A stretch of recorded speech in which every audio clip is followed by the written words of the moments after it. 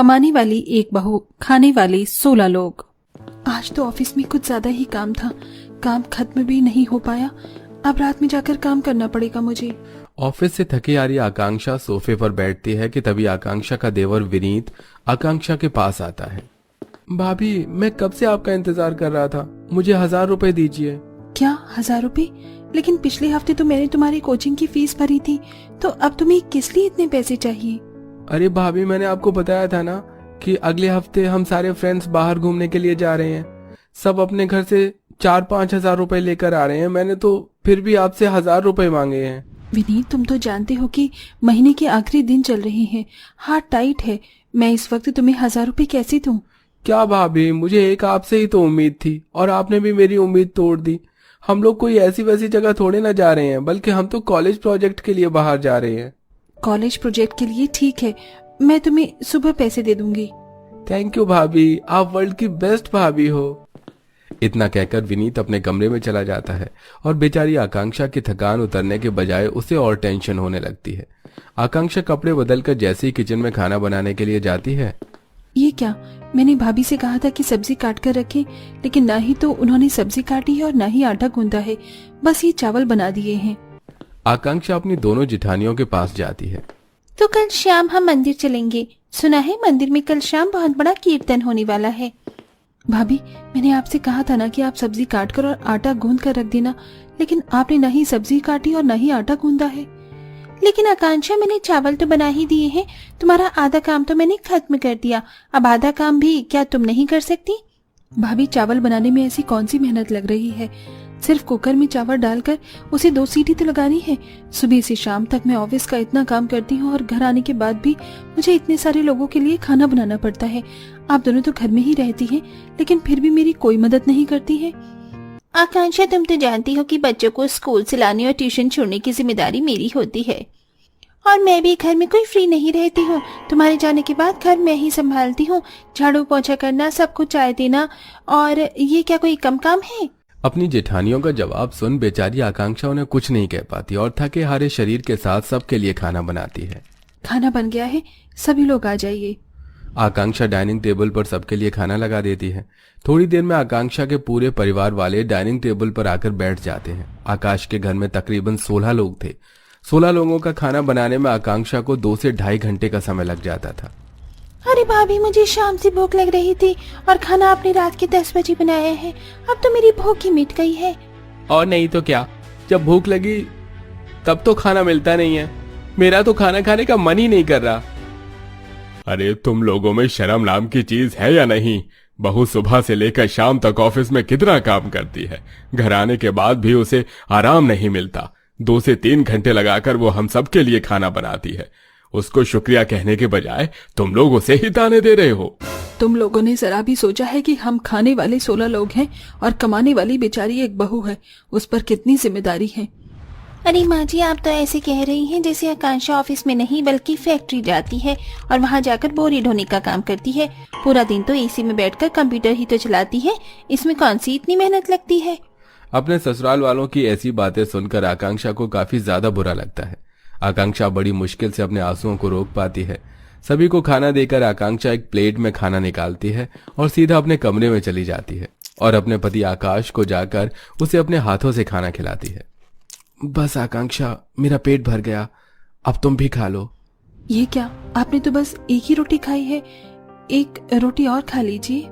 आकांक्षा, मैं जानता हूँ तुम्हारे लिए बिल्कुल खाना नहीं बचा, जो बचा था तुम उसे मेरे लिए ले आई। कभी कभी तो खुद पर बहुत गुस्सा आता है। ऐसी जिंदगी जीने से अच्छा है कि भगवान मुझे अपने पास ही बुला ले। आप ऐसा क्यों कहते हैं? मैं हूं ना, मैं सब संभाल रही हूँ, आपको इस तरह दुखी होने की कोई जरूरत नहीं है। लेकिन कब तक आकांक्षा? जब से तुम इस घर में आई हो तब से बस काम ही काम करे जा रही हो। घर में खाने को 16 लोग हैं, लेकिन इन लोगों में से एक भी काम नहीं करता। तुम काम भी करती हो और हम सबको खिला भी रही हो। शादी के 2 महीने बाद ही आकाश का एक्सीडेंट हो गया था, जिसमें आकाश अपने दोनों पैरों से अपाहिज हो जाता है। कहने को आकांक्षा के जेठ और 2 देवर भी थे, लेकिन जेठ हमेशा दारू के नशे में रहता था। वहीं दोनों छोटे देवर पढ़ाई लिखाई के नाम पर हमेशा अपने दोस्तों के साथ आवारागर्दी करते थे, जिसके चलते आकांक्षा पर उसके परिवार की 16 लोगों की खाने पीने की जिम्मेदारी थी। ये क्या, घर का राशन तो खत्म होने को आया है, आज भरवाना होगा। आकांक्षा घर के राशन की लिस्ट तैयार करती है और राशन लेने के लिए जाने लगती है कि तभी आकांक्षा की नंद शालू उसके पास आती है। भाभी, कल मेरी फ्रेंड का बर्थडे है तो मुझे उसे गिफ्ट के लिए 500 रुपए चाहिए। भाभी, आप इतनी बड़ी कंपनी में काम करती हो और क्या आपके पास 500 रुपए नहीं है? चुपचाप से मुझे 500 रुपए दीजिए। आप क्या चाहती हैं कि सभी सहेलियों के सामने मेरी बेइज्जती हो? इतना कहकर शालू आकांक्षा के पर्स से 500 रुपए लेकर चली जाती है। इतना कमाने के बावजूद भी मैं खुद पर कभी 1 रुपए खर्च नहीं करती और ये लोग पैसे की किस तरह बर्बादी कर रहे हैं। आकांक्षा बचे कुछ पैसे और थोड़ा उधार करके घर का राशन ले आती है। ऐसे ही एक दिन, ये क्या, इनकी दवाइयाँ तो खत्म हो गई हैं। इन्हें टाइम पर दवाई नहीं दी तो इनकी तबीयत भी खराब हो सकती है। आकांक्षा अपनी अलमारी खोलती है और उसमें रखे हुए आखिरी 1000 रुपए निकाल कर अपने पति की दवाई लेने जाने लगती है कि तभी आकांक्षा को उसकी जेठ जिठानी के कमरे से लड़ाई झगड़े की आवाज आने लगती है। आकांक्षा जैसे ही अपनी जेठ जिठानी के कमरे में जाती है, अरे पैसे दे, मुझे दारू पीनी है। कहाँ से लाऊं पैसे? मैं कमाती हूँ क्या? अगर इतना ही दारू पीने का शौक है तो खुद क्यों नहीं कमा लेती? तेरी इतनी हिम्मत कि तू मुझे जुबान लड़ा रही है। इतना कहकर जतिन उर्मिला पर हाथ उठाने वाला होता है कि तभी आकांक्षा उर्मिला को जतिन से दूर कर देती है। भैया, पागल हो गए हैं क्या जो आप अपनी बीवी पर हाथ उठा रहे हैं? पैसे चाहिए, मुझे दारू पीनी है। मुझे पैसे लाकर दो वरना मैं सबको मार डालूंगा। जतिन इतना बोलता ही है कि तभी उसे आकांक्षा के हाथों में पैसे दिखाई देते हैं। जतिन उन पैसों को छीनकर वहां से जाने लगता है। भैया रुक जाइए, वो पैसे मेरे पति की दवाई के हैं, रुक जाइए भैया। आकांक्षा, रहने दो, उस आदमी के सर पर भूत सवार है। पर पैसे छीने जाने की वजह से उर्मिला अपने पति के लिए दवाई नहीं ला पाती, जिससे आकाश की तबीयत धीरे धीरे खराब होने लगती है। वहीं सुबह से लेकर शाम तक ऑफिस में इतना सारा काम करना, वहीं घर आने के बाद भी देर रात तक सभी के लिए ढेर सारा खाना बनाना, किचन साफ करना, इन सब से आकांक्षा की तबीयत काफी ज्यादा खराब हो गई थी। आकांक्षा पहले से काफी ज्यादा कमजोर हो चुकी थी और उसके शरीर में भी अब दर्द होने लगा था। आकांक्षा बहू, क्या हुआ तुझे? तू ऐसे लंगड़ाते हुए क्यों चल रही है? माँ जी, कुछ दिनों से मेरे हाथ पैरों में बहुत दर्द हो रहा है, चलने की भी हिम्मत नहीं हो रही है। मुझे और तेरे ससुर जी को तेरे लिए बहुत दुख होता है। तुझे मैं बेटी बनाकर लाई थी और देख, तू नौकरानी बन गई। आकांक्षा की तबीयत अब इतनी ज्यादा खराब हो जाती है कि वो बिस्तर से उठ भी नहीं पाती, जिसके चलते नम्रता डॉक्टर को बुलाती है।